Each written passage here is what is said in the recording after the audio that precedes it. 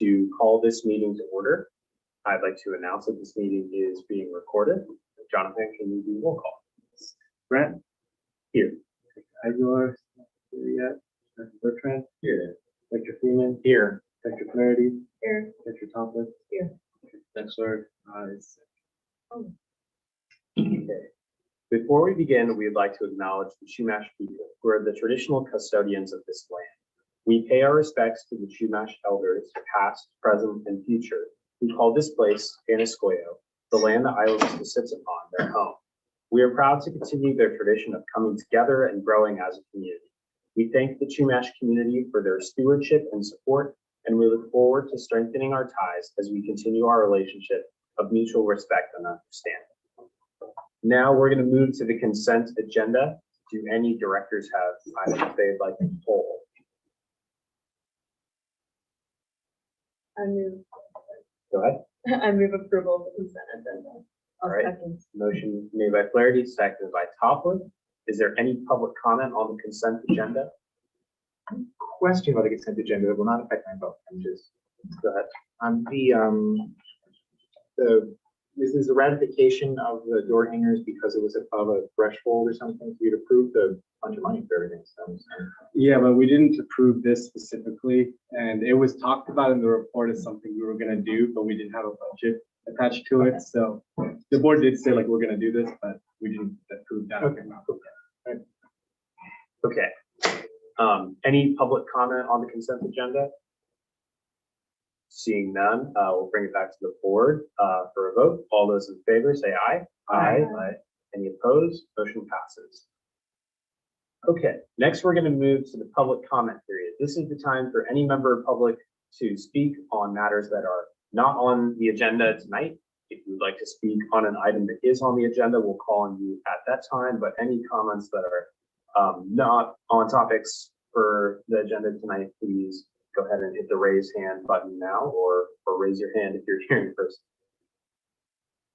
Seeing any comment on Zoom? We don't have anyone. there is somebody. Oh, Jamie is our attorney. Oh, okay. Well, weirdly, he's not showing up here, just live and ready to see.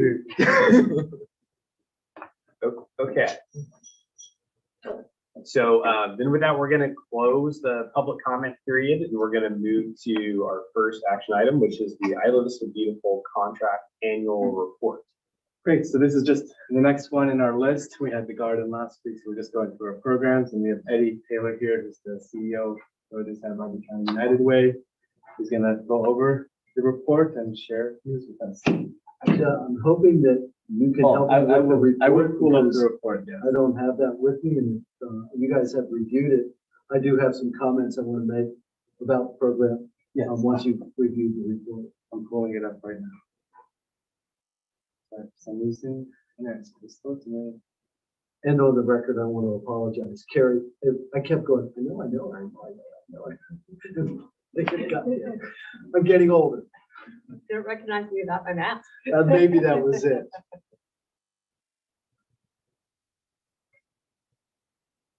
All right, so I've got it up here. You asked me to. If you don't mind, because I'm not going to be able to see it. I don't have a copy of it with me. Yeah, for If you don't sure. mind the review, Yeah, for then sure. I'll comment. So this is the annual report for Ivy Beautiful. Just some, I didn't prepare it. Just give me a second. So it kind of follows the same general format as all these reports that we've had from them, which I'll go over this content first. It's gonna really go over how many, there's a lot of before and after pictures, and there's also the tables that are soon to load of the amount of work done for each category. So our Secret Fix program lets us get this kind of data pulled out. And so, yeah, so this is the progress of this. This is where the program is at right now in February, where they're able to do 101 requests per month. It was down in January with COVID, but I think February represents a good view of the operation. It's 101 requests, and then one change we've made recently is collecting data by amount of pounds of trash collected, which we had never done before. I'm not sure why. We finally realized it and did it. So, that's this shows you just a trend of where the program has gone. We started tracking the trash in November, so 567, 744, then it dropped to 100 and 274. I think there was just more trash. Oops, I'm disconnected. Should I stop share? So Is that going to affect the Zoom? the Zoom disconnected from me. I'm off Zoom. So for what it's worth, my stuff, this camera is attached by a wire, and so it's good. And then the YouTube is attached by a cloud. So the concern is mostly about whether Jonathan is able to get the presentation to appear on the television, not about whether the meeting is correctly published. Okay, reconnected. Okay, sorry, I guess I just didn't know I was going to say. So yeah, that was the data version. I think here's some good. Oh, sorry, I'm hoping this will. Here's some good before and after pictures of some of the work they do in the community. A lot of it has been trash focused in the last year, and that was something we heard from the public when we last did our budget survey, was that the big concern was trash, and so we did try to focus more on that in the last year. Then here's some pictures of graffiti abatement and some of the work done there. Just a reminder, we only take care of graffiti that's within 8 feet of the public right of way. So, and these Marburg dumpsters, which Marburg provides us the graffiti paint or the paint over paint to fix. So this is some of their work. They do landscaping as well. Oh, looks like it's not. Yeah, they're transferring over.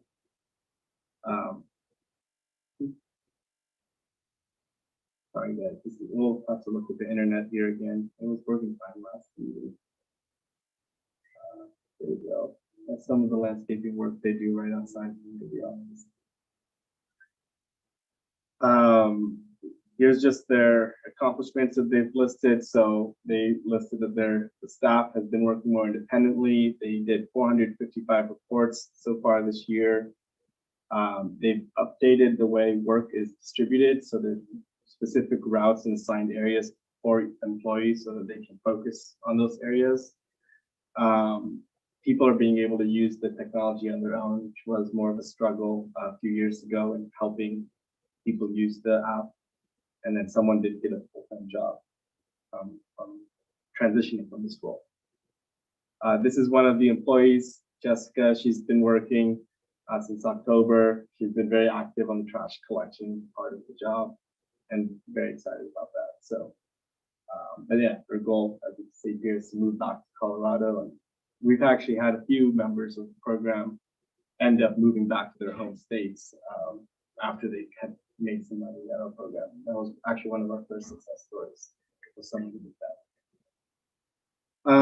And just to go over some of their challenges, we did have to restart the program in a way with the new program manager this year, and we did have a lot of crew sick for between December and January with COVID, so we weren't able to do so much.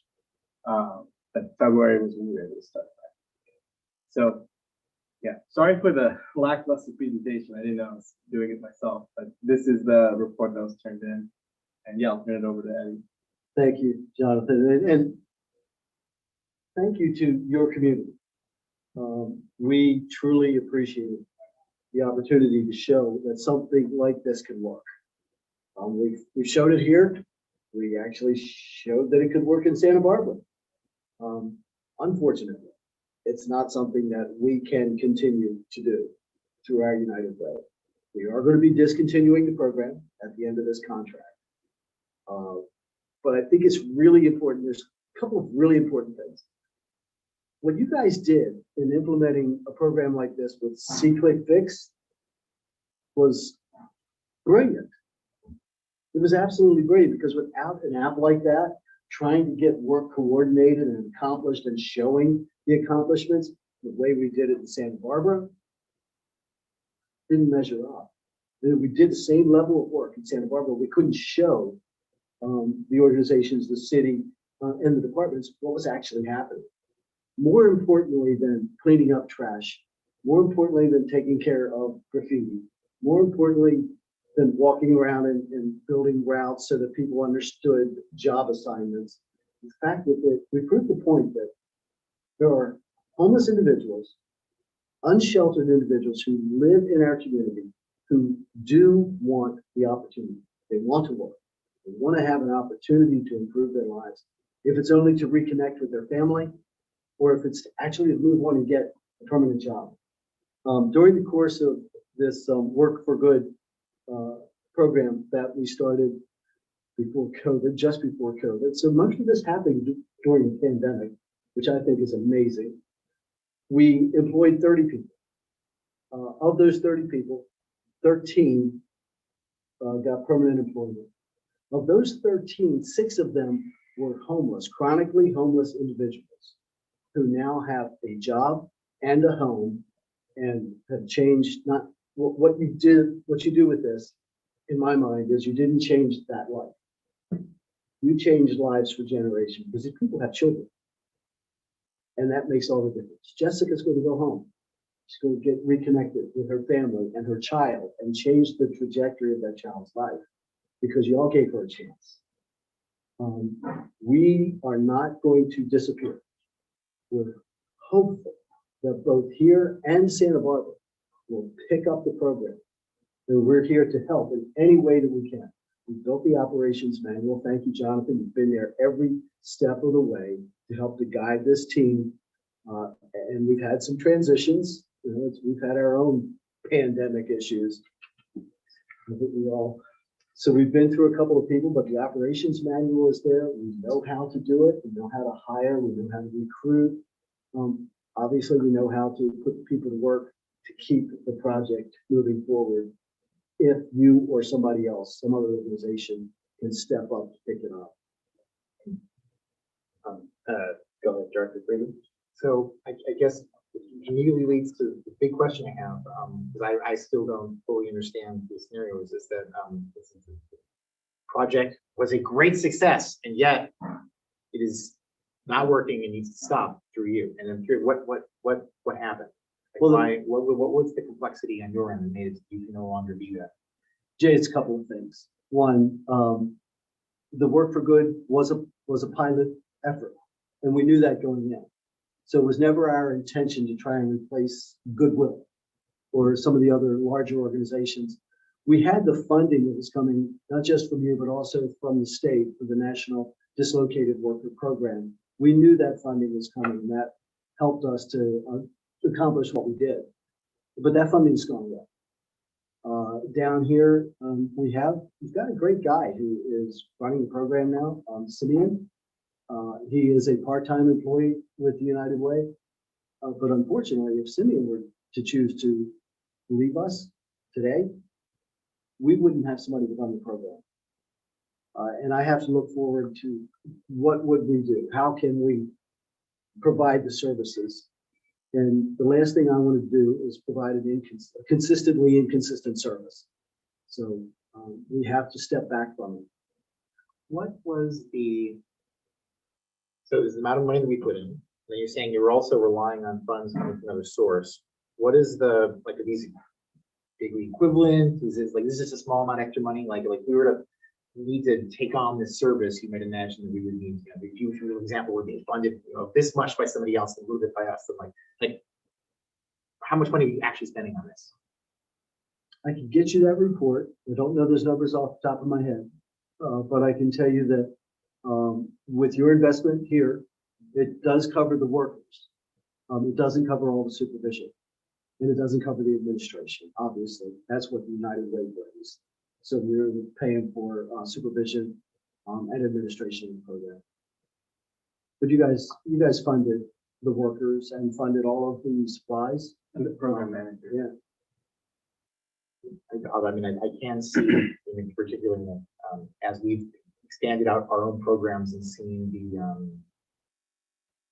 amount of staff time it takes to just kind of management, and we're bringing on people in order to be assistant managing various other programs that including that a good amount. So that's why I'm curious to learn about that, because I honestly, I kind of expected that the grunt of our report when we came to it was going to be about what happened, how we would move on from here, any transitional knowledge that you would be trying to provide to us in order to allow us to run it.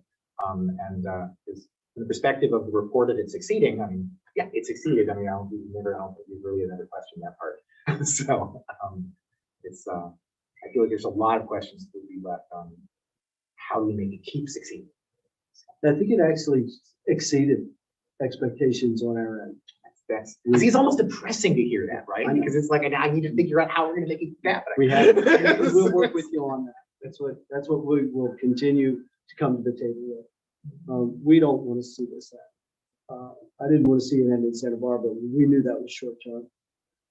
It is costly. You know, if we were to quantify my time in the mix, then obviously the cost goes way up. I know you guys have expanded, so there may be some opportunities to use some of your supervision staff that you're using now to oversee the program. The C-Click Fix app is a key. That is the thing that really, and I know we had some issues with it in the beginning with people knowing how to use it effectively, but we overcame that. And so I guess everybody gets more comfortable with tech at some point. Well, my question really was just about sustainability, and I understand for your organization, you have to find your niche, and you know, you have to make things work for you, which is not to say this isn't a good program that could work somewhere. And I'm just wondering, is there like an institutional provider? It seems like there's been so much money on homeless that sounds like it's been a lot less cost effective than what you've done right here. And besides helping people to get back on their own feet, I think helping people to feel like they're contributing to the community is a great thing for self-esteem and feeling connected. So are there any organizations, or, I mean, is this something you should be submitting for awards and you know, recognition about what we accomplished, just to help us juice the way to another organization that might partner with us on this? Do you have any thoughts on that? There were one organization that comes to mind is VTC, and also in North County, Vocational Technical Training, VCT, Vocational Career Training, VCT.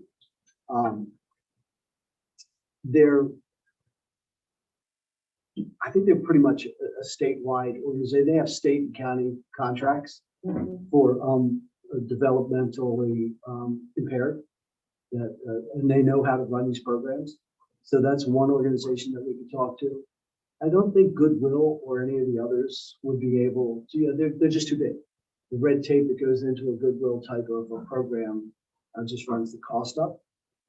So that's not something I think could work. I really think it's still grassroots, Carrie. I think it still very much needs to be something that's local. There's a local organization, or even hiring someone directly through community services that could oversee it. If you were to hire Simeon, for instance, I think he could oversee it.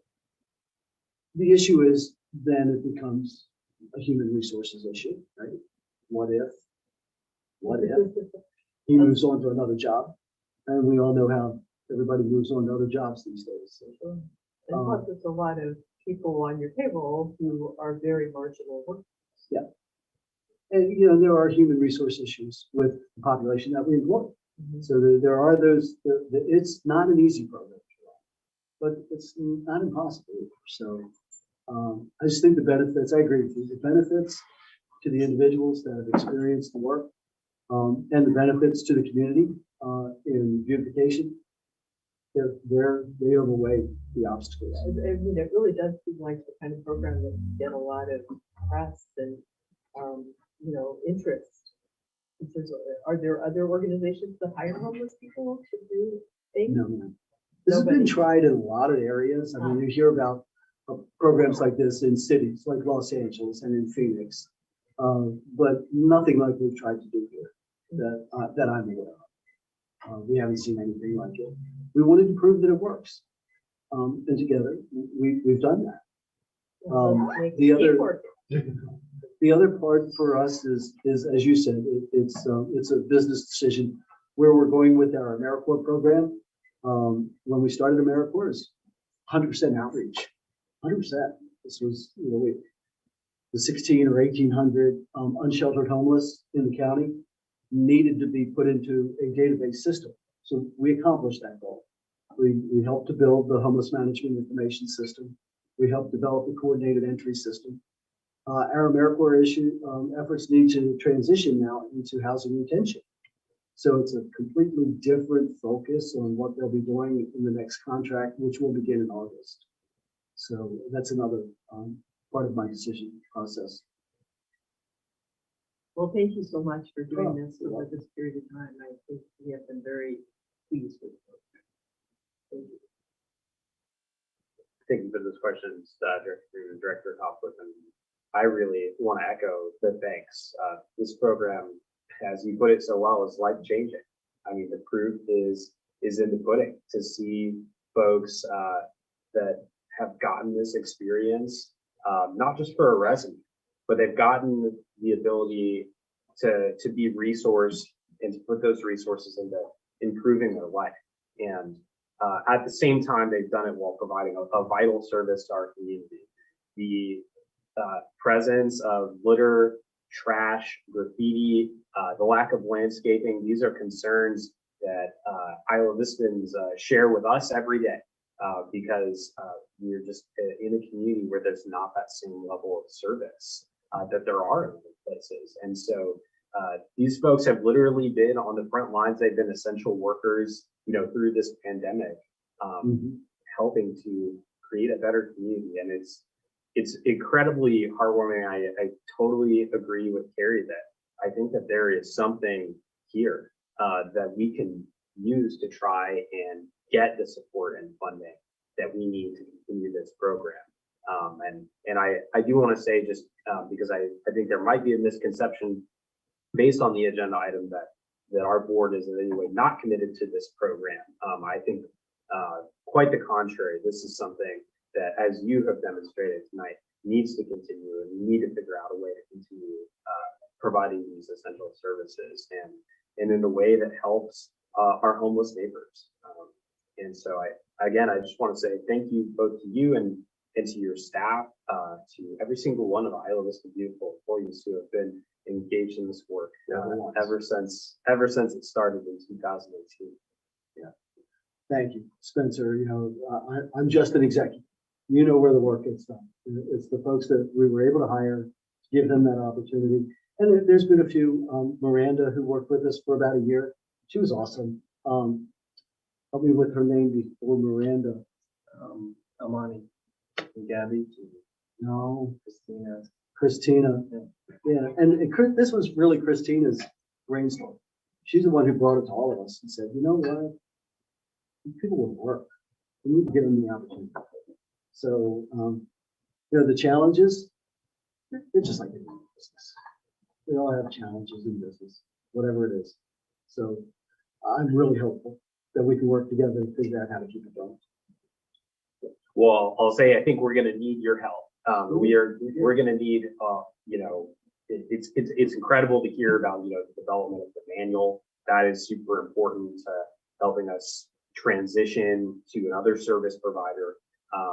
But all the data and I think understanding where the costs really are, because it's concerning to me to hear that we see one side of it, from the report and in our budget, but then there's more on top of that we may not know about. As we're designing a program, that's things that I think we should work together on. We work together on that. Other questions from the board? Director Bertrand. Yes, thank you. Well, I'll just echo gratitude. We've really seen a lot of amazing successes through this program. As you spoke about, we've seen people's lives drastically improve, and we've got to know a lot of the folks. I think of Ron, who was on the team for a while, and we saw him not only get housed, but also get married and take on more work opportunities. And it's been so rewarding to see that. When looking at our issues in Isla Vista, I think that having neighborhoods that are clean and free from blight is really critical for how we improve the quality of life. So in addition to just making sure that we're still serving our homeless neighbors, our neighbors experiencing homelessness, having this continued service to reduce neighborhood issues is critical from where I sit. So I'm definitely committed to seeing how we can continue this. I really appreciate your commitment to helping us transition. We're going to need your help and help from the community as well.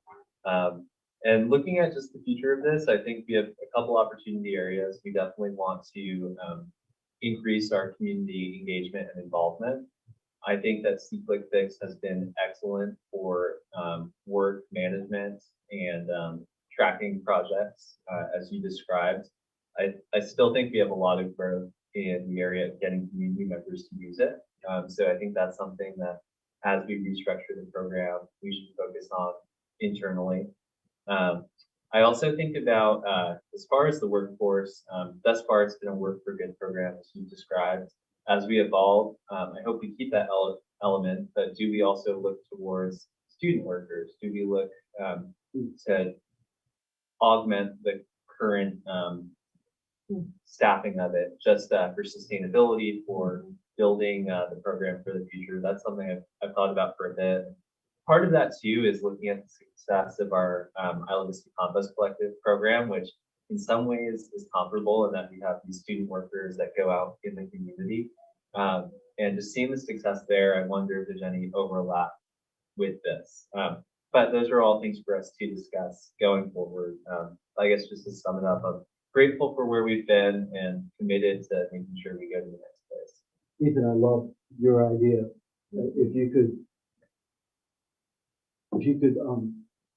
collaborate this, between the students and the homeless population, get them working together on a project like this. And maybe that extends to other projects that you do, where you're actually getting people experiencing homelessness into other areas to help the city. So again, we're here. Carrie, I think you hit on something that we really, I'll admit, we're really bad at it at United Way. Everybody knows what United Way is. Nobody knows what United Way does, right? And that's because we just keep doing stuff that, you know, needs to be done and helping people improve their lives. And we're very grateful to our partners and our donors to give us that opportunity, but we don't promote it well enough. This is a story that needs to be told.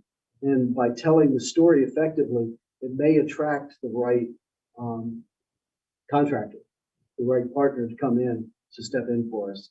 Mhm. So let's work together on that. Okay.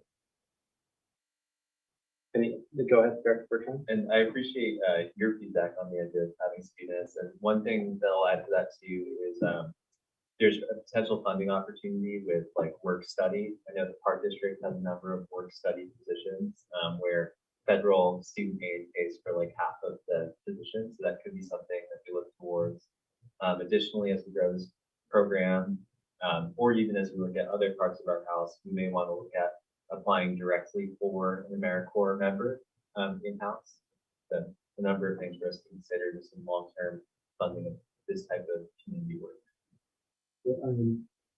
I will feed that to Katie about the AmeriCorps partnership so that you guys could look at that. There may be a way for us to bridge it so that we can continue to support you, but it would be a little bit of an arm's length. Yeah, That's how we started actually. yeah, that's right. That's right. Going back. Yeah. Go back to the future. Feeling back. So, any other questions from the board? Go ahead. I guess one of the things that the agenda is that we do is provide direction to the finance committee in relation to, I guess maybe how it's budgeted for next year. I'm still at least feeling at a loss as to how we will succeed in budgeting this for next year. Is this something you want to get information about how much it has been costing, bring us back for another agenda item before, or just not provide and hopefully the finance committee can figure it out? I mean, like I would love to see this program continue, but right now, all I really know is that it's, I mean, all I really know is it's coming to an end now. And maybe in the future we'll figure out how to reboot it. But I guess in the sad thing would be if that doesn't end up happening for a year or two, as opposed to something where we can try to keep some kind of continuation of operation. Especially if people are seeing and clicking, we better be Yeah. there to fix. It'll certainly for make it our much more annual difficult. Yeah, it'll Well, certainly make it much why, more why difficult don't for we us to say get. that the finance committee will look at that at our next meeting? Yeah. Well, I agree with both of those, especially your point, Director Freeman. We don't have the complete information, I think, to make any decisions. But I think that bringing back, maybe directing staff to work with United Way to bring back a transition plan is really important to help us realize both how that's going to work, what those costs would look like, because and I think from my perspective, you know, this is something, continuing a program and providing a stable level of service for a program should be a huge priority of ours, near the top. And so I think that that's, you know, even if there are, you know, added costs and increased costs to continuing something on in the interim, I think that for me at least is of high priority. Director Freeman? I want to definitely underscore and agree with that comment that I think providing a consistent level of service, or at least consistent type of service, should be an extremely high priority for us, because the extent to which we're seen as an organization to be kind of flitting around, we've been providing this for a while, stopping providing it, is going to make it us both be difficult for other organizations to feel like they can work with us, trust us, rely on us, and also I was going to finish the our attempts to get people to use the Secret Fix app are going to be horribly stymied if it's like, then people we're trying to explain to people, well, not now. And later on, we're like, now again. They call you what? I really appreciate that comment. I agree wholeheartedly. It is a question of reputation as far as a service provider goes. As we are. So One other comment, I always like to try to find the gray area when there's change going on. And the gray area in this might be if you guys are capable, I don't know that you are, to operate without a solid contract.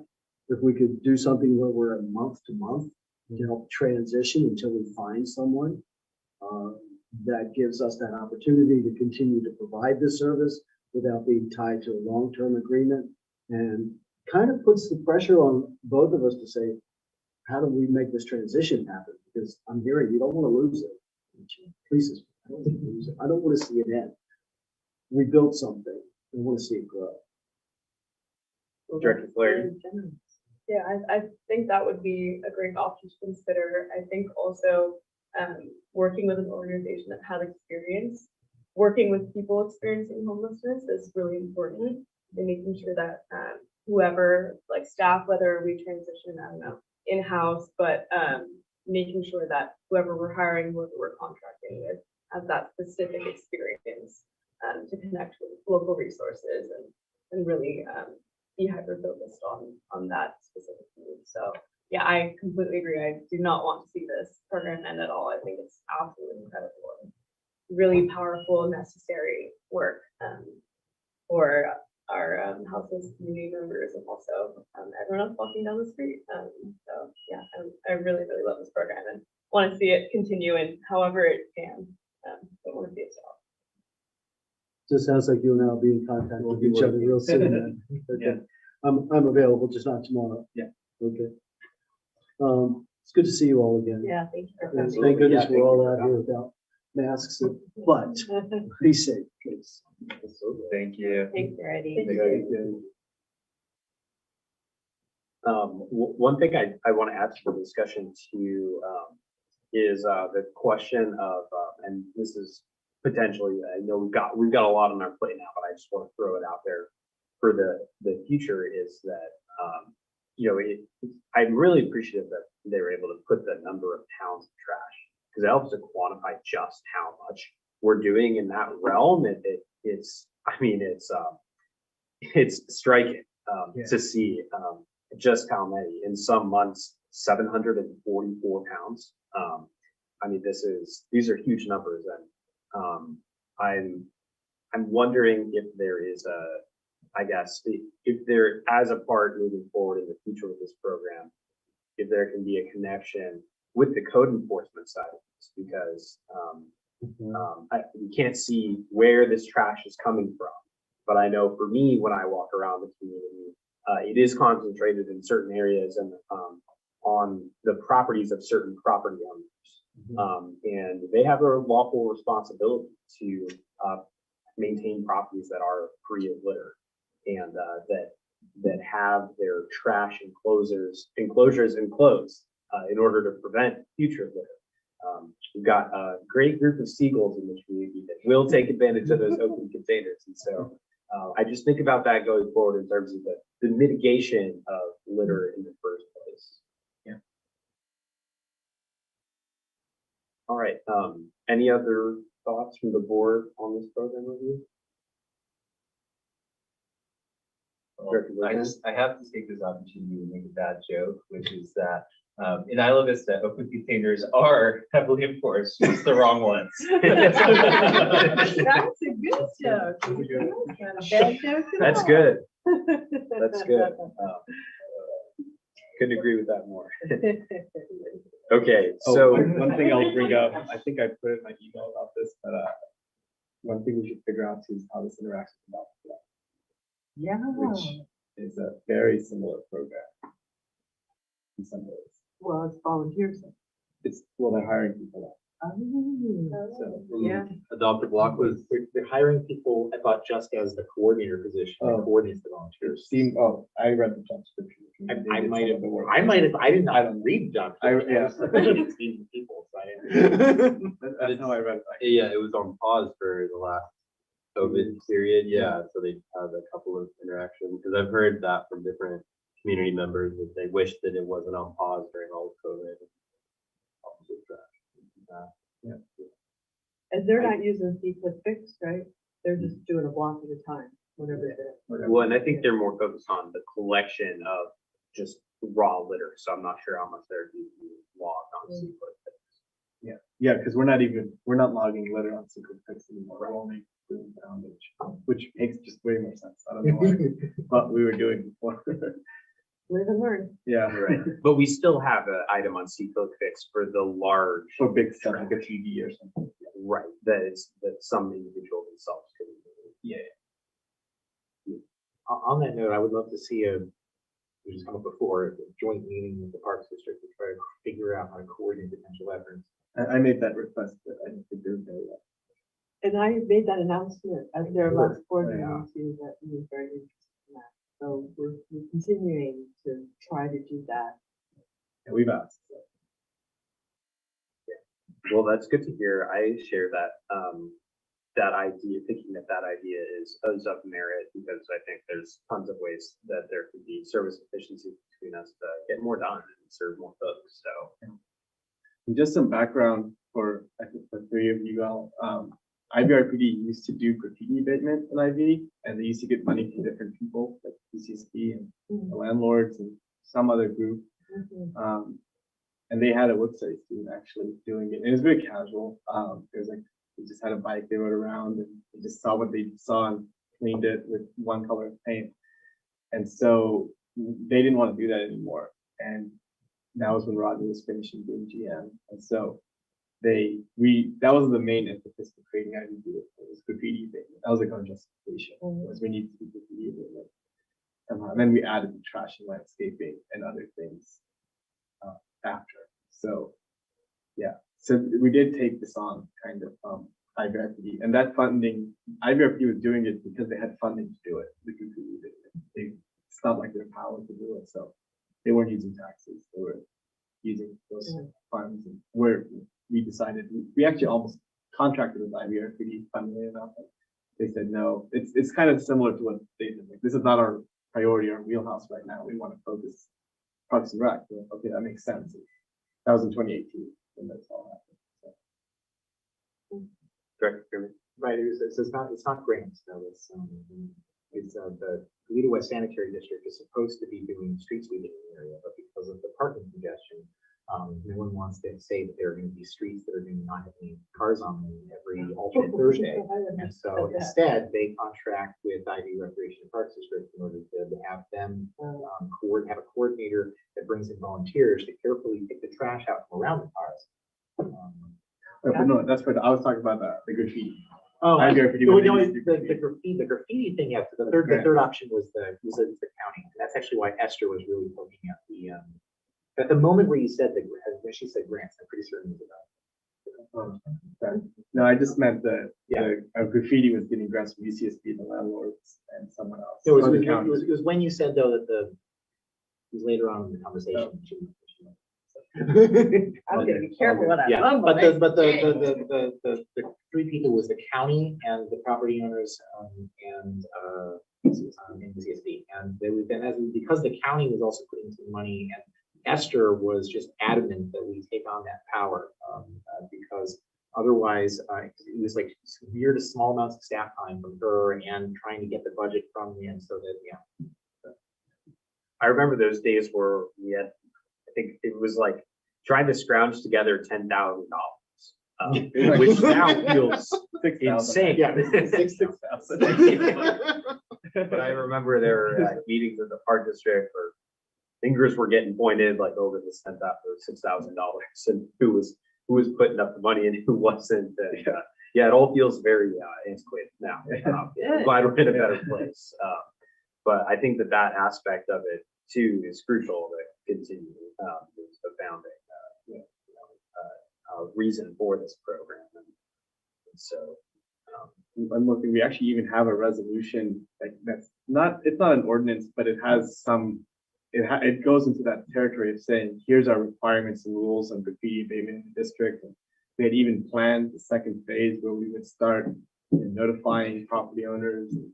So we were getting into that territory or thinking of it before COVID and weren't able to ever accomplish it. But yeah, we did have these bigger code enforcement type plans of having formal, if we have to remove graffiti from your property, we're gonna have to recharge you if it's past the public right of way. Like that, we had a resolution that Ross had worked on. That we were hoping to implement too. I do have one question as it relates to that. I see a lot of the graffiti abatement that is performed in the program are for Marburg property. And as part of our ordinance or resolution, whatever it is, do we charge a fee to Marburg to do that? We don't, but that's something we can look into in the future, because we are taking care of it for them. There's some they take care of, but we let them know sometimes this one needs to be taken care of. But we haven't historically charged them anything. They provide us the graffiti, the paint to get rid of the graffiti, which was their former relationship with IVCSD. Got it. Well, that's something that I feel like would be good to explore, and maybe that's something that council can help us navigate if that's even something we're allowed to do. But I look at the volume of that, and I think about us helping them maintain their property, and wonder if there should be some cost recovery there. Director Freeman. And I think ties interestingly into I continue to think that we should try to take on this. I mean, only getting people are completely disagreeing, but like I once again bring up that we should take on the solid waste power from the county. And if we're actually doing some solid waste collection and we're in a position where we're annoyed that we're doing something that Marburg should be doing, we want to start charging them. If we actually have the power to do the contracting with Marburg, and we can figure that all out, I think we'd be in a much stronger position for that. Duly noted. Director Aguilar. I wanted to ask if we have, so I'm looking at the data, and so it goes to September of 21, and that we haven't really had a large like Isla Vista move out in a couple of years due to COVID. And I'm wondering what, if we have old data that might tell us what to expect from the coming move out season of Isla Vista and how we will manage those types of large obstructions. Yeah, it's so they did not end up producing data because they had last reported in like March of last year, and so that this report said September. So we're missing August to March of 2021. Didn't make it in, so it does exist though. Move out's always been tricky though with Ivy Beautiful because you've got Marburg out like nonstop, also picking up the large items. We've been out there, picking up just the litter as it comes. It's an unknown volume, because we never waited before until we would this year. Also, but it's hard for us to find our niche in move out because of the nature of our employees. Like if we want to do more like enforcement stuff, like I was doing that last year. Like I went and found a few properties where like they were just way overblown, and I called Brad Spencer at the county, who was able to then be the enforcer, but I was helping him see out there. I don't know if our current employees right now would be able to fill that role, and so we've tried to find like what's their niche, and some of what they've done is like they've gotten like the big things out of the sidewalk, out of the way. Like this couch is just totally blocking access to the sidewalk. They'll one year we were able to work with Marlboro to centralize everything here, and then they picked it up. But since the pandemic, they didn't do that. So we did that in 2019, but not 2020 or 2021. So we do need to find a good role for Ivy Beautiful and Move Out, because and then Give still has its role too. So yeah, it's something to figure out. We've done different things, different years, but nothing has stuck. Like this is our thing that we're going to do. That's a great question. I've been thinking about Move Out too, and it will be, I think, more than it was in the past, because we've got more people in the community where we had less people living here during the pandemic. And so I think the give sale is something that is going to come to our board as a funding request in the future. I know that it's incredible to see that they are moving forward with doing it again this year, and I think that it's an important component of this. So, any other thoughts from the board on this program review? Well, seeing none, I think we'll close it out. For me, I feel like, and it sounds like from the board, the number one priority is figuring out how to get the transition to happen. And I like the ideas of exploring ways to augment the services with other types of workers as well. I think it seems like the stability in the service is what's most important during this interim time period.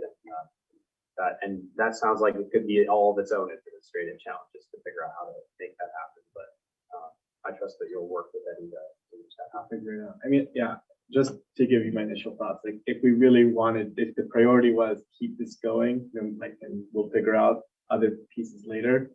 Like we could hire a program manager ourselves and then have some part-time students in the roles just to keep service going, and then figure out the work experience part for homeless individuals alongside that. But I don't know if we could figure that piece out by July 1st. They're going to start July 1st. They're going to go at least through June 30th and then maybe month to month. But we hired somebody ourselves, and then we had that was a really good suggestion. If we have others, anybody could take on the Ivy Beautiful crew role and just keep things going. And then we can, I mean, that's like one option. It's not like the only one. It's like, we can for sure keep it going. Yeah. Like we can hire someone to program manage, and they'll be like the compost collector. It's a really good example.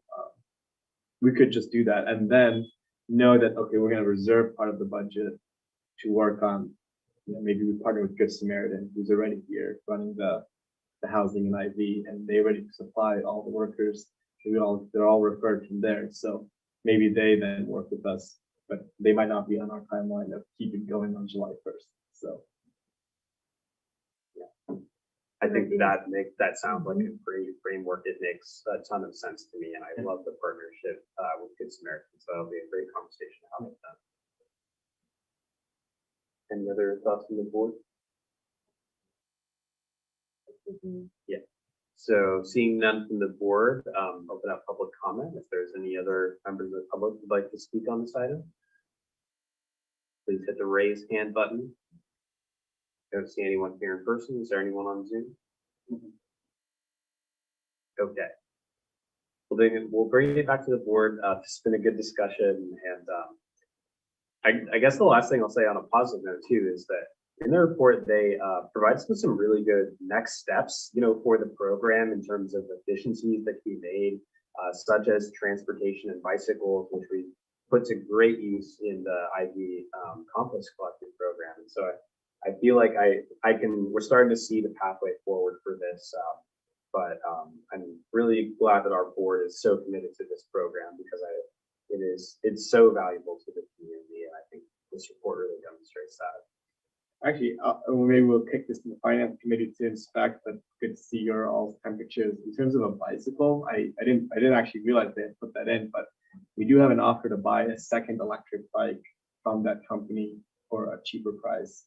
I don't have the price yet, but the first one was 8,000, so cheaper than 8,000. So we do have an offer from them to sell us like another bike because they have an extra one we need to sell. So I can let the finance committee know what that costs, but could be another investment to have two bikes. I know that came up actually in the compost collective discussion, right? Like, should we have a second bike? So maybe the second bike's probably good. I don't know. But just letting you know. There's an option. Yeah, good to know. Good to know. Okay.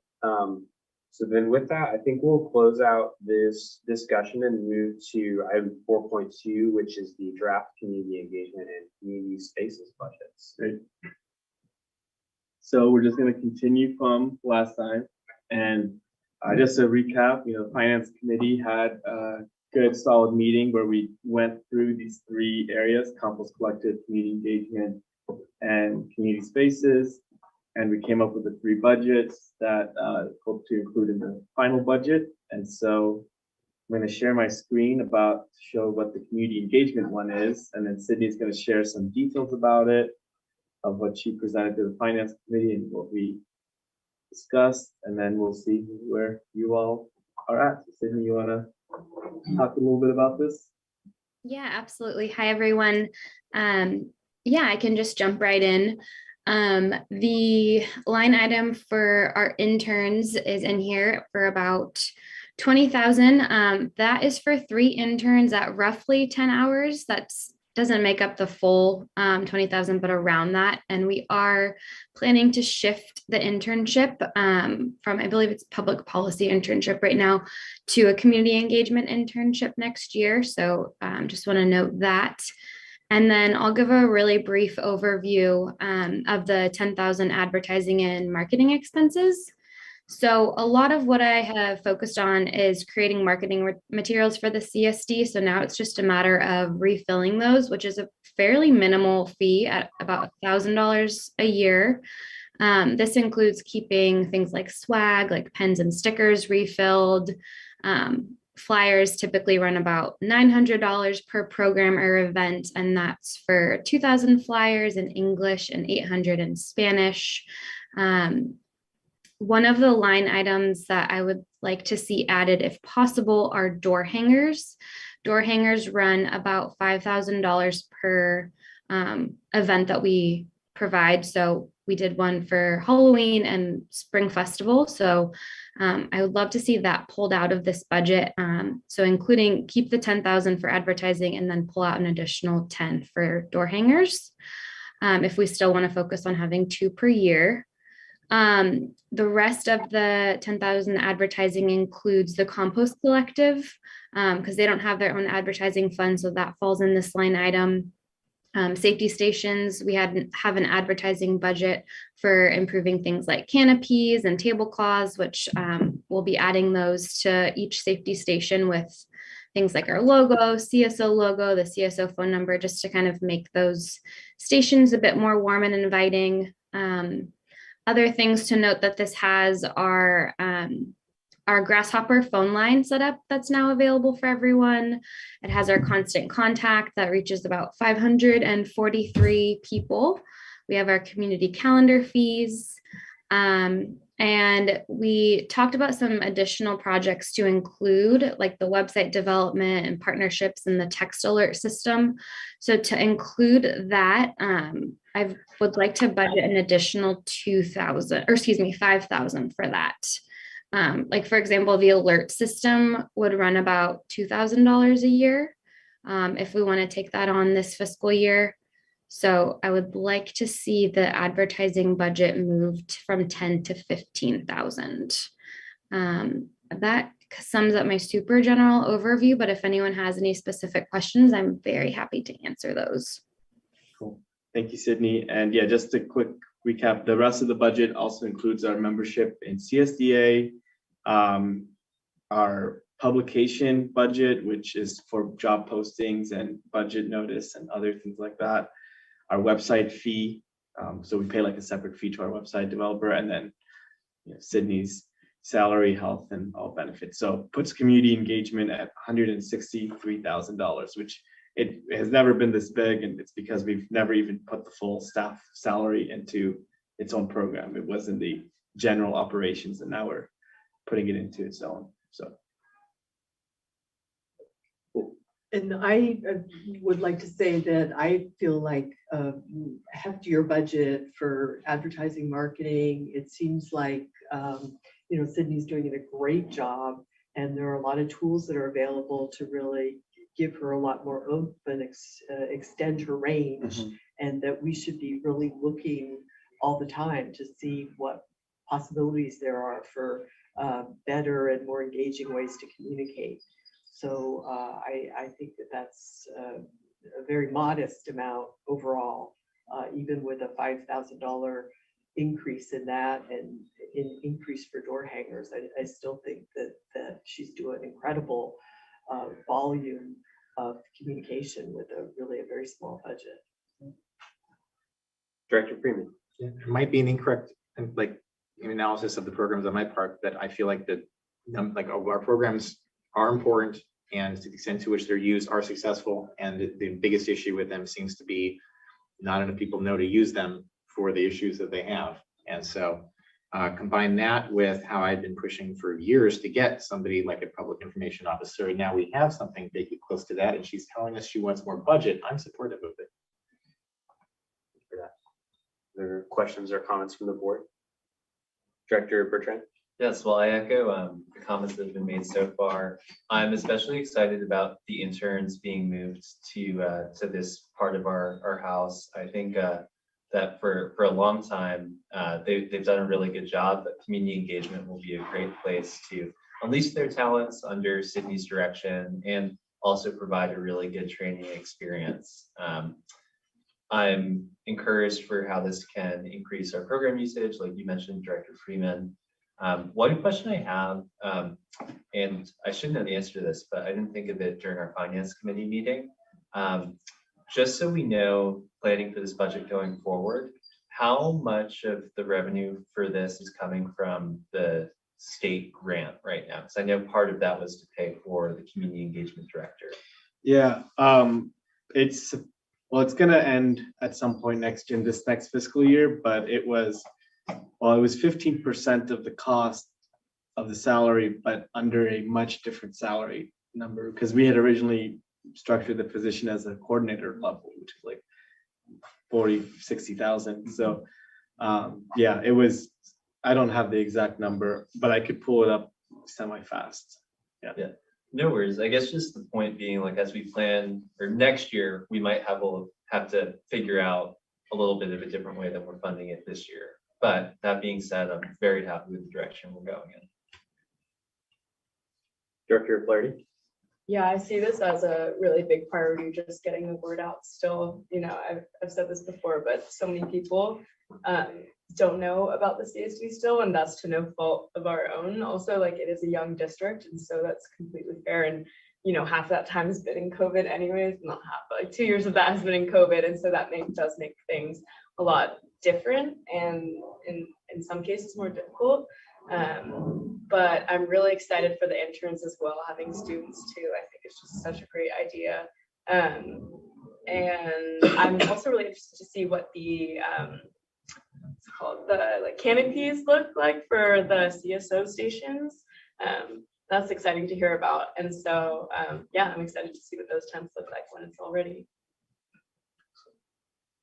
Well, I can't say enough good things about what an awesome job you were doing, Sydney, bringing life and communication to all the great work that we are doing. And I think in the past have talked a lot about how Isla Vista is a unique community for many reasons, but one of those aspects is that we have to be doing this constant engagement with the community.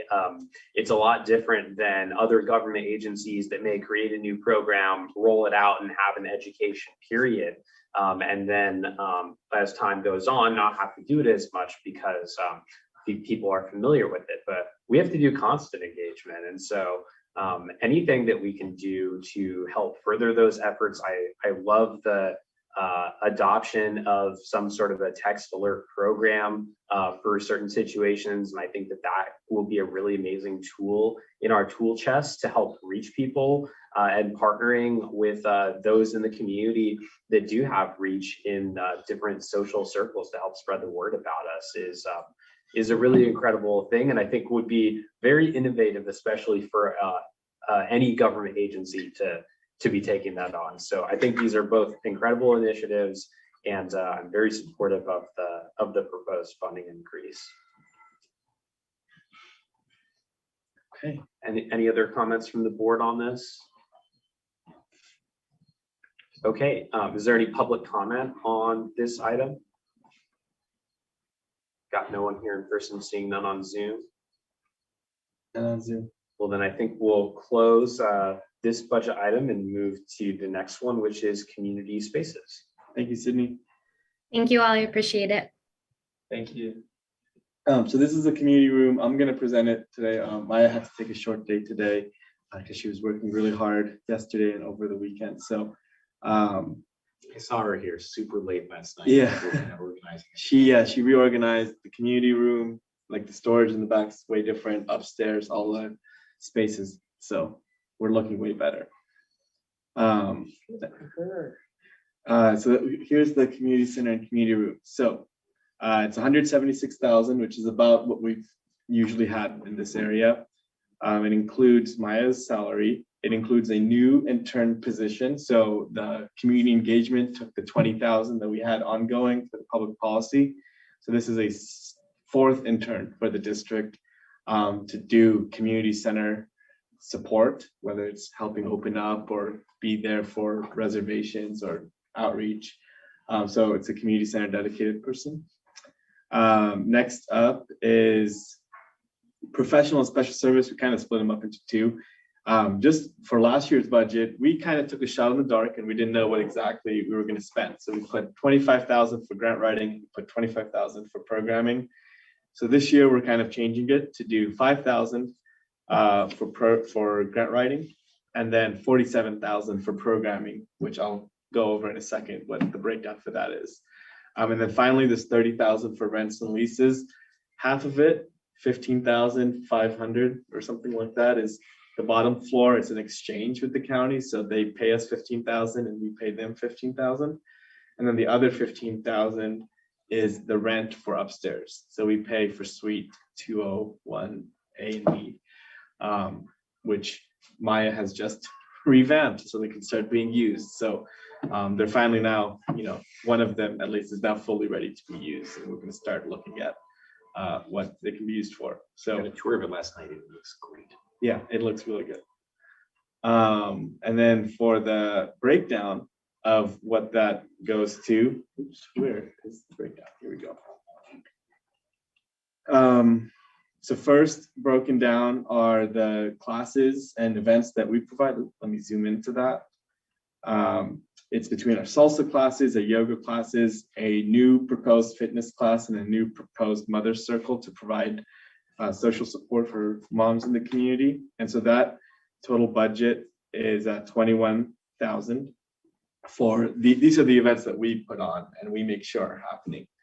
The next set of budget is $20,000, and that's for the events that we haven't yet planned for, but to have enough funding to have 12 major events in the building a year, 4 per quarter, 2 in the summer, 1,500 approximately for each event. So that's 20,000. So this is like an open pool to help fund these programs. In May, for example, it's going to be the flamenco dance event at the community center. The staff, well, we saw the staff already. Community, the intern will be.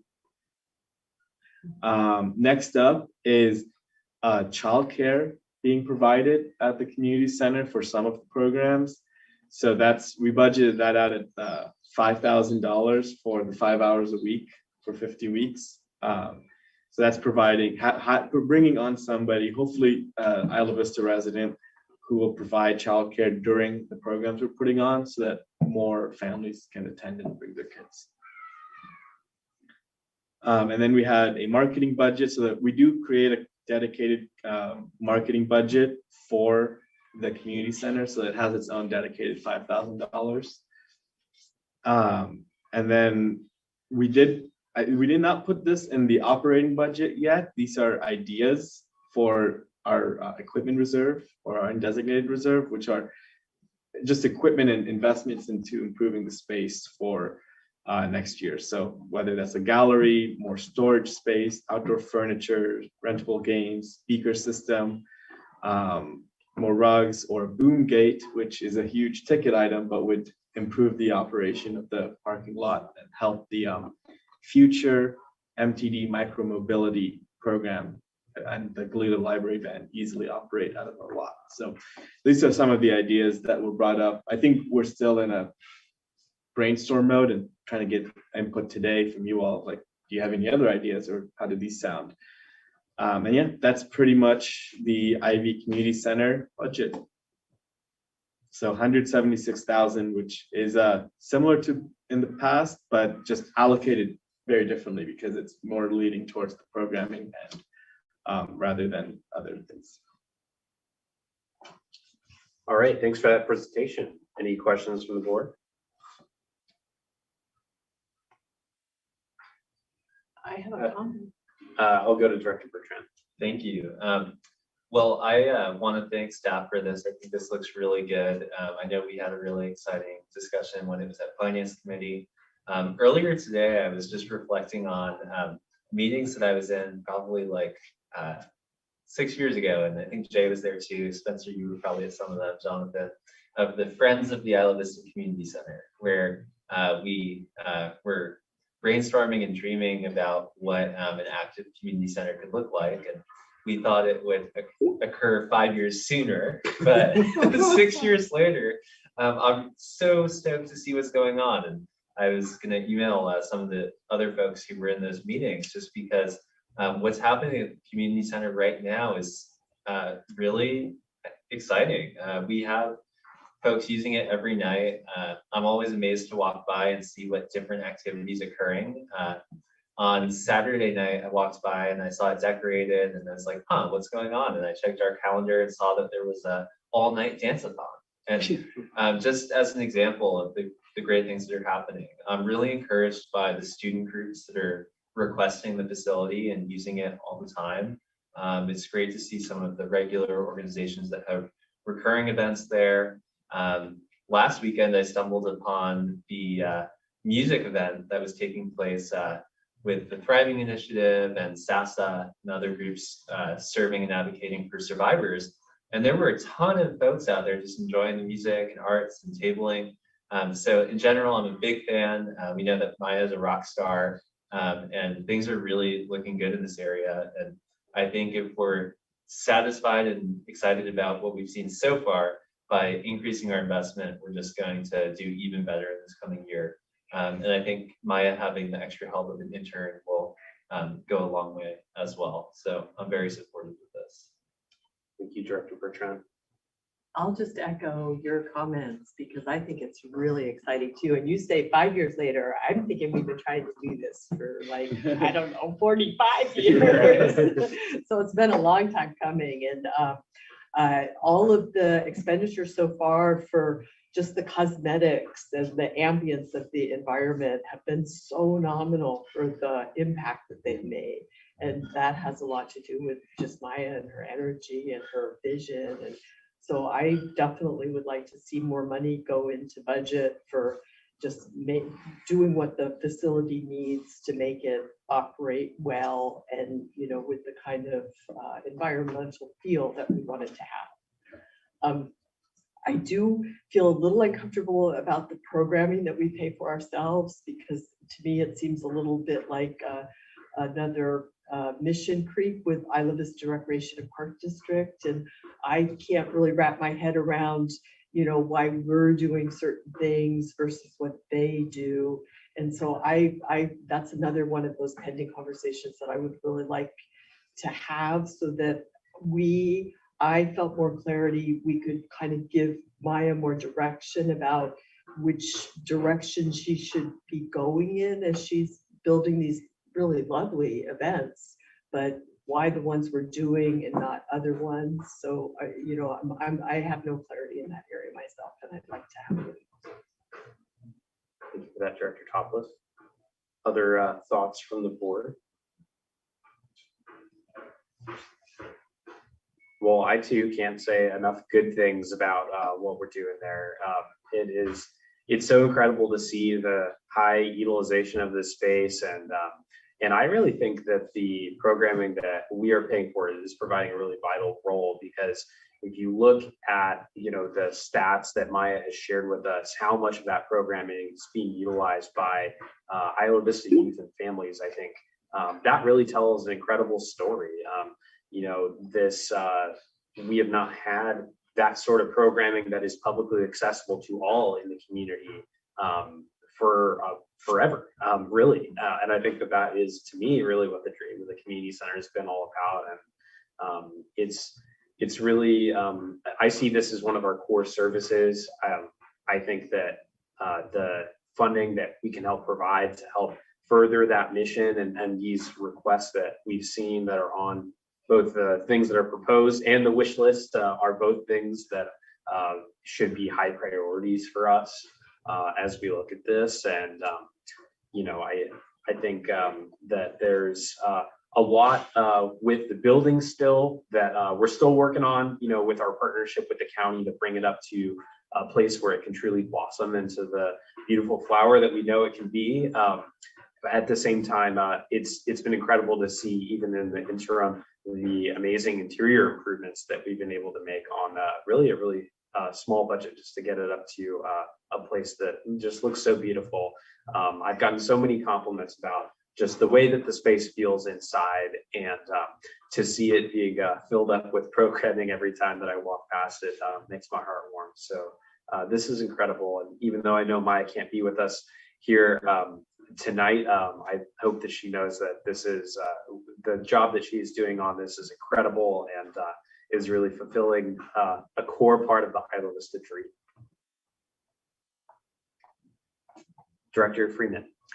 It's very quick comment on that is that well, there are things that clearly would be good or have been good for the community. It doesn't necessarily always mean that it is our position to do it, whether it be that it is our charge to do it, or whether it be that in a kind of a team environment when you're trying to work with other organizations and you're trying to figure out how to make partnerships that actually work over the long term, whether it makes sense to we work on this, we work on this, we provide the facility and the safety, and you provide the event programming, and then as I pointed out before, to the extent to which organizations that are kind of within that group in the area we might think are not pulling their weight, and that's not necessarily a decision to try to do something in their stead, but might be an opportunity to have a discussion about that issue.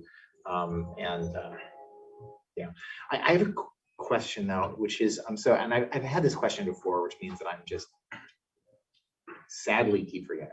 But how much of the upstairs are we renting?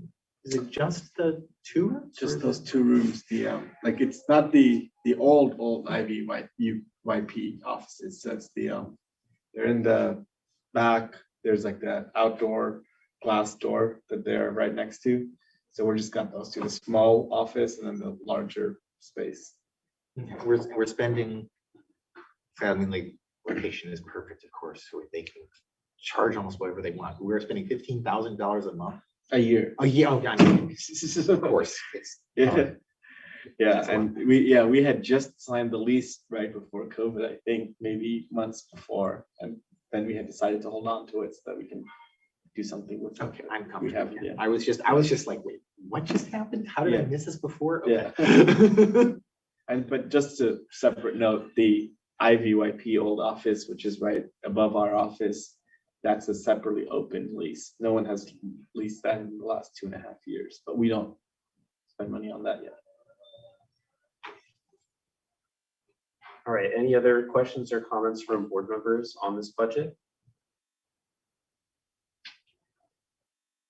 Are there any public comments then on Zoom?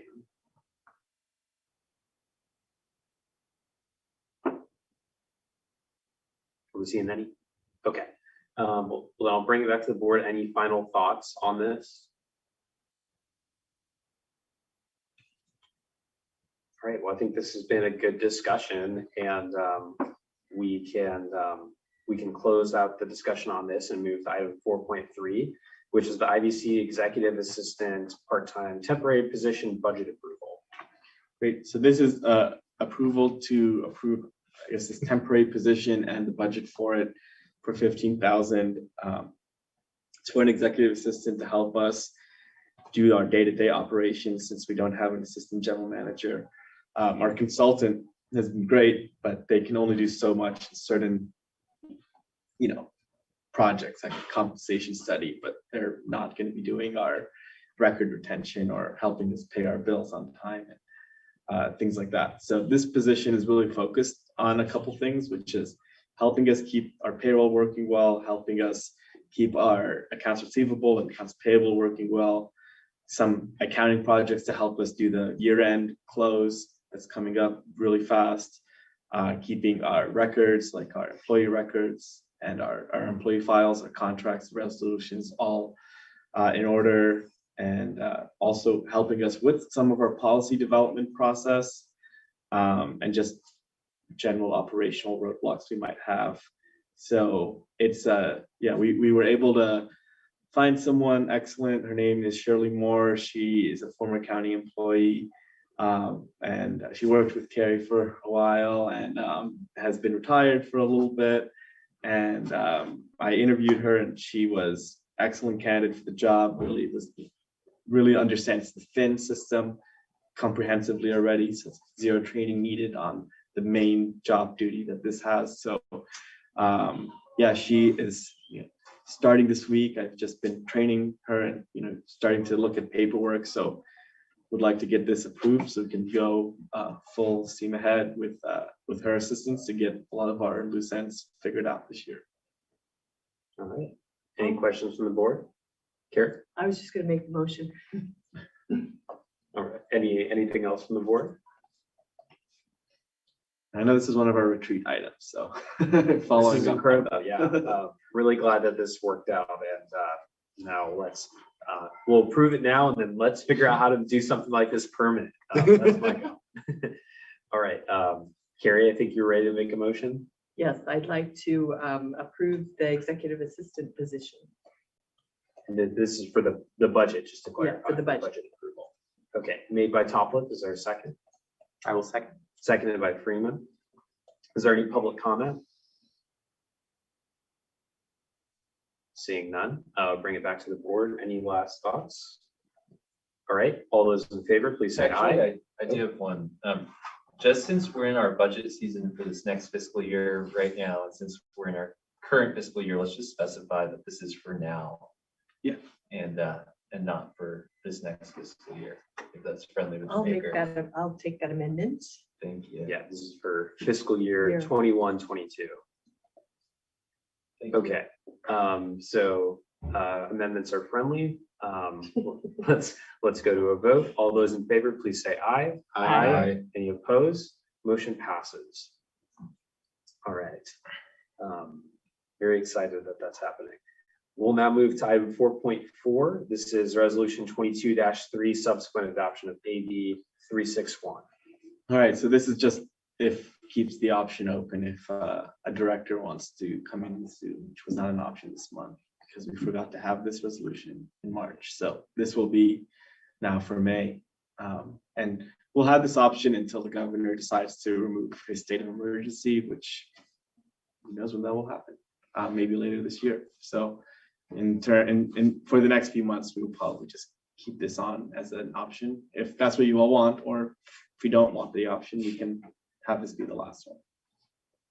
All right, thank you for that. And this Motion. is usually where I ask council if they've heard any updates at the statewide level as to if this issue of the state of emergency is something that's anticipated to have changes in anytime soon. So last I have heard, there have been no changes. It went up to the Senate, I think last month, for a vote to rescind the state of emergency, and that didn't pass. They will likely try that again, but as of now, status quo, still state of emergency. All right, thank you for that. So now back to the board. I think I heard a motion. Yes, I made a motion that we adopt the AB 361 provisions. I will second. Okay, made by Toplik, seconded by Freeman. Is there any public comment on the motion? Seeing none, we'll bring it back to the board. Any further discussion on the motion? All right, with that, we'll go to a vote. All those in favor say aye. We have Aye. to roll call resolutions. We do have to roll call resolution. So we still have. Getting a little too fast. Yeah, now that it's a tool back in our toolbox. Okay, please call the roll, Jonathan. Director Brandt, Yes. Freeman, Yes. Toplet, Yes. Bertrand, Yes. Flaherty, Yes. Aguilar. Yes. All right, motion passes. Now we're going to move to item 5, which is closed session. This is conference with real property negotiators under Government Code Section 54956.8. The property is 970 and 976 Embarcadero Del Mar. Negotiators are Spencer Brandt, myself, Board President, Bob Geis, Consultant, Jonathan Abu, General Manager, Ross Tringel, District Counsel. Negotiating parties are the Isla Vista Community Services District and the County of Santa Barbara. Director Bertrand. Thank you. I'm recusing myself from this item, given my employment with the County of Santa Barbara. So I will say good night to everyone. All right. See you tomorrow night. Can you close the door? Yes, we'll do. Thank you, Director Bertrand. Thank you. We will now go to closed session. So you're going to miss all the reports? Oh, that's You right. can watch the reports on the video later. I will. Thank you. Do we want to pause, go to closed session and give reports now so that we can? That Just would be make- great. okay. Are we If you're waiting good for with that. someone for closed session? No. It's just us? Okay, Yeah, then so we should do let's reports. pause going into closed session. We're still Sorry. in open session. No, I'm glad you brought that up. I totally missed that. So let's go to item 6.1, reports from members of the board. Director Freeman. At the SBC-CSDA meeting last night, I spent some time talking to a board member from the Lido Water, and who noted, just randomly off the cuff, he noted that apparently all of the water pipes in our area are due for replacement. And so sometime in the medium-term future, I did ask him, do you mean like the next year, next couple of years, next 5 years? It seemed like maybe like next 5 years or something.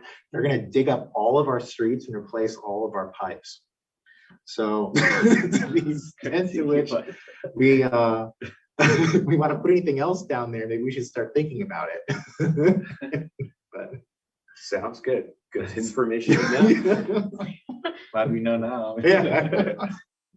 Well, sewage has been a big topic recently as it relates to the community center. So maybe that's other things to put Oh, down there. and there will be some aspect apparently of it where different communities will get this done in different orders. And so, for example, like this question came up about the I had to bring it up. Somebody they have like, because now they've got district elections, you can imagine that the Isla Vista representative might be advocating, or not Isla Vista representative, the person whose region includes Isla Vista might be advocating to get us done sooner because we've got these old pipes we need to get done and how they should, but so there's might be some weird flexibility.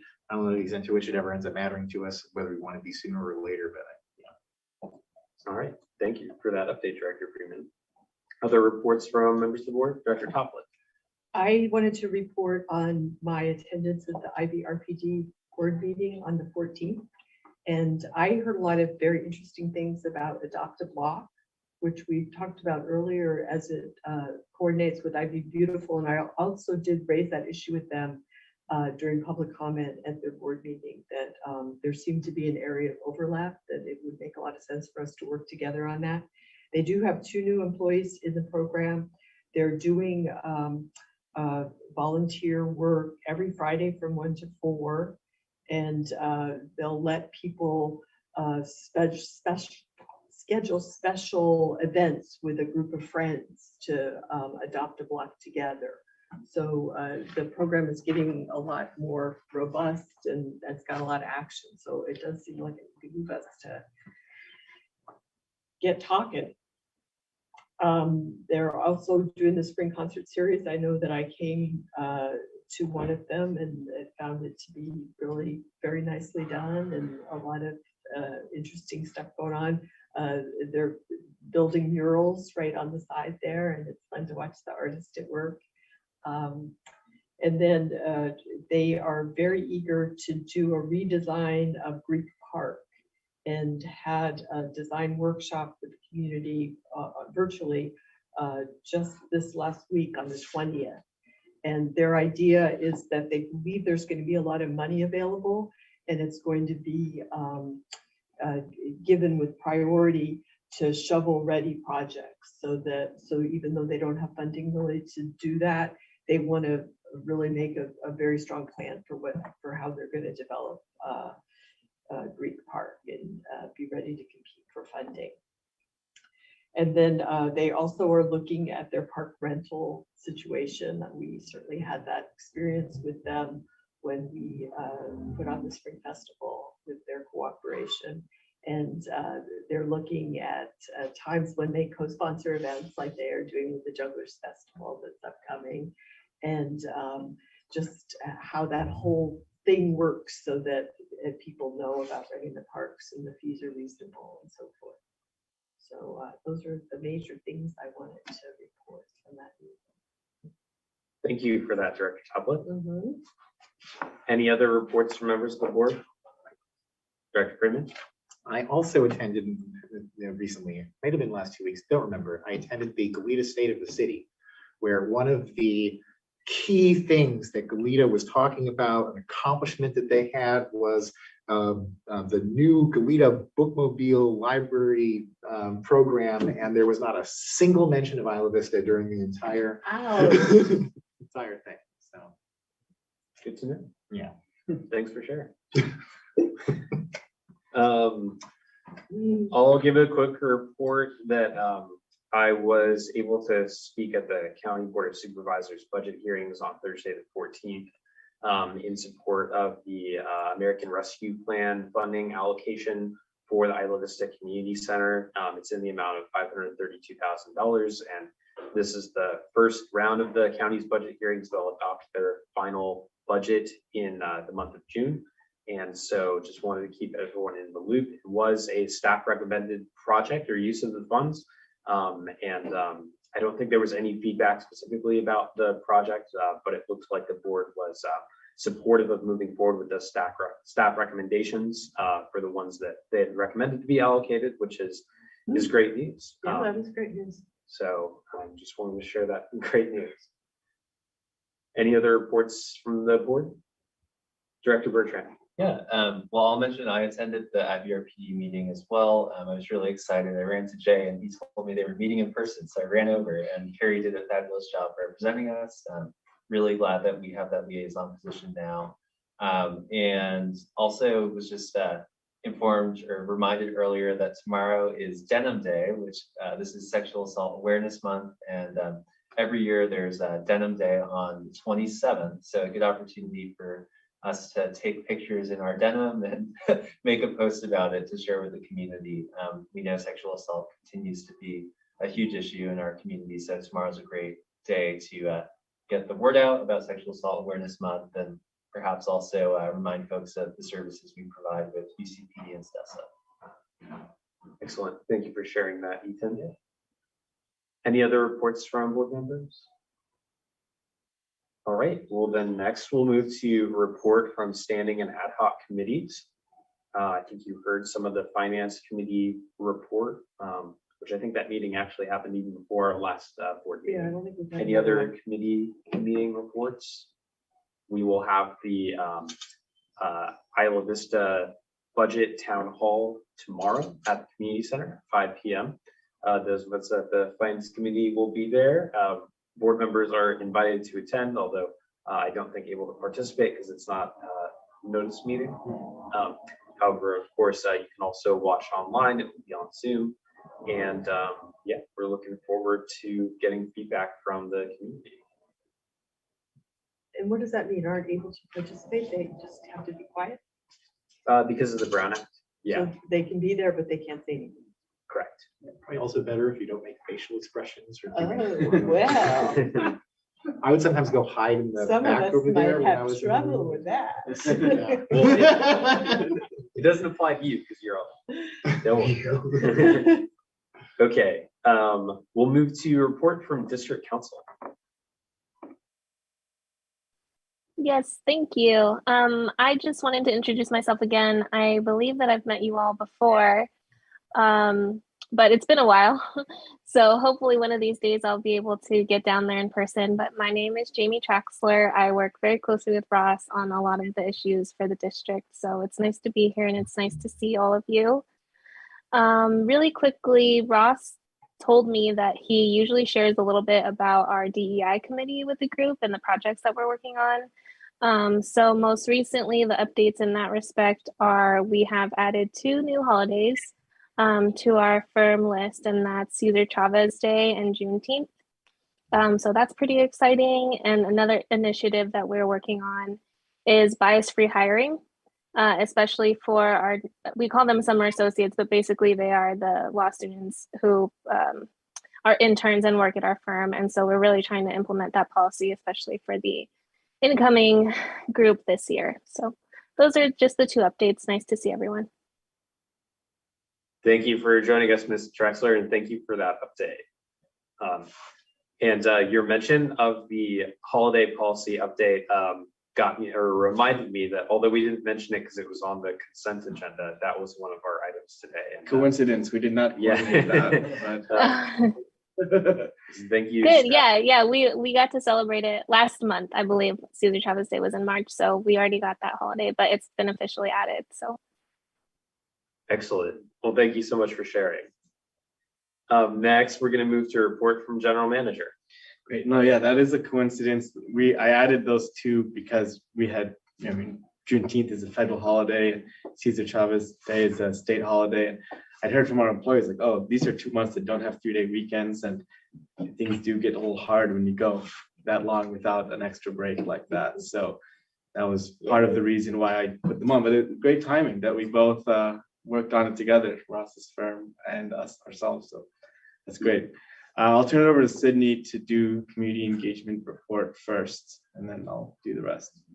It's always the first. Jonathan.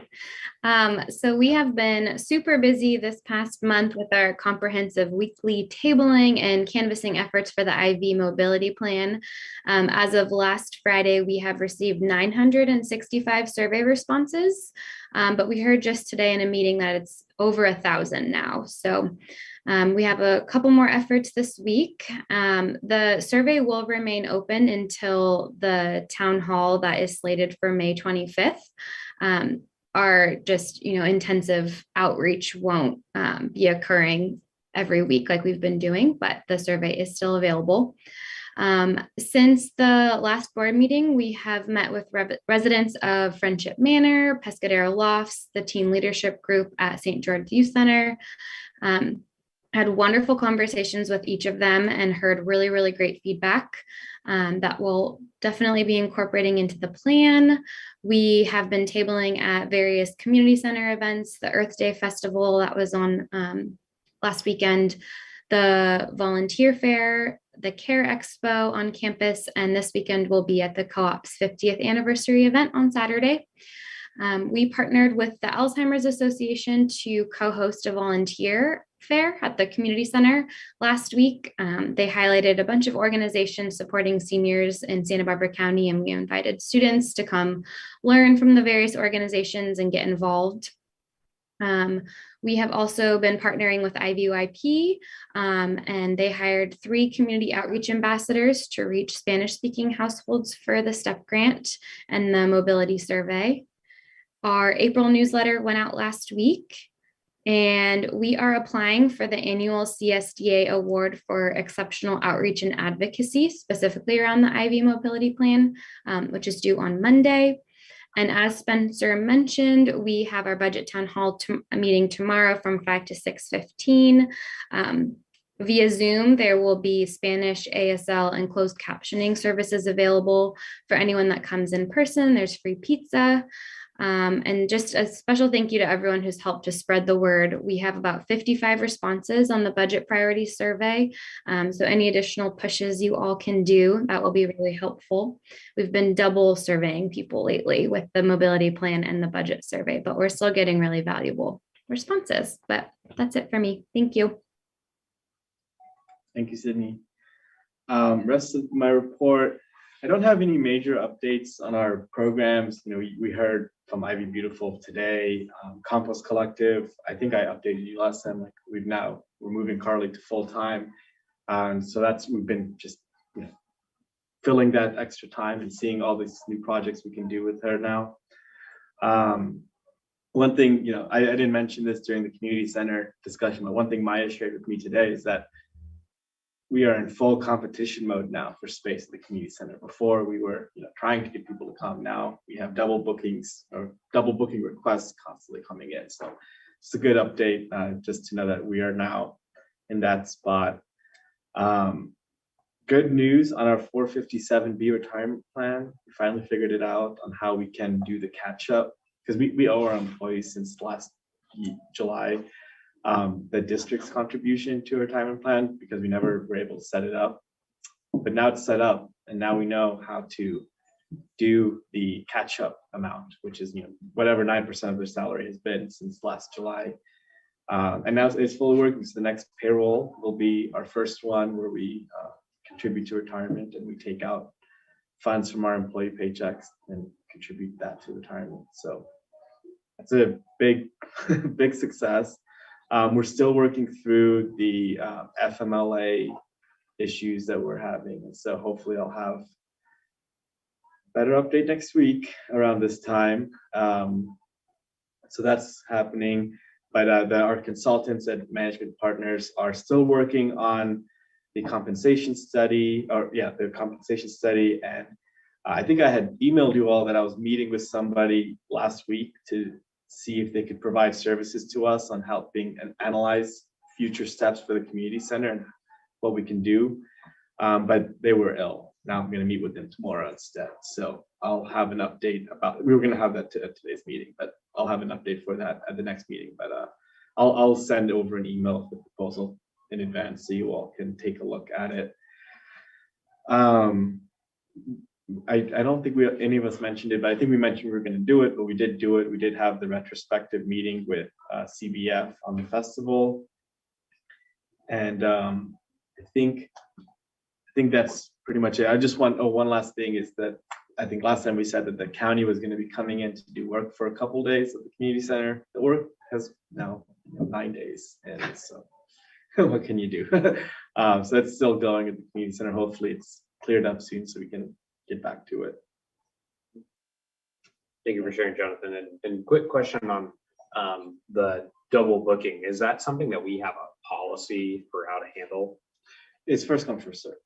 First come, first serve. Okay. Has been the policy. So. Okay, thank you for that. Director Freeman. So we're unable to use the community center because of the. We were unable to just for a little bit, but we've been able to use it. It just doesn't have a bathroom. Okay. And then there's just a lot of noise during the day during events. But if it doesn't have any bathroom, or it only has the one bathroom? Remember there was some weird discussion about that. I don't know how many are working right now. I think one is working now. Okay. So There's a bathroom. There's one bathroom at least. We've been getting people to just use this one here. So Maya's been just doing that extra work of when they do their orientation, giving them a code to get into this room and use the bathroom here. That's the filling. Well, as the last thing I'll just share, I was a part of a group that reserved the community center on Saturday, and it was a very seamless experience with the lockbox code and even though the work was starting to go on outside, it didn't affect anything as far as I was concerned, and it was great to get to experience the community center from that aspect too. Nice. So. Any other questions for Jonathan or Sydney on reports? All right, well then I think we'll close the reports item and we will return to item 5, closed session conference with real property negotiators for 970 and 976 Embarcadero Del Mar. The Isla Vista Community Service District and County of Santa Barbara are negotiating parties. And Director Bertrand, I think he's recusing himself. We'll see you soon. Thank you. Have a good night, everyone. Good night. Thanks. Okay, put YouTube.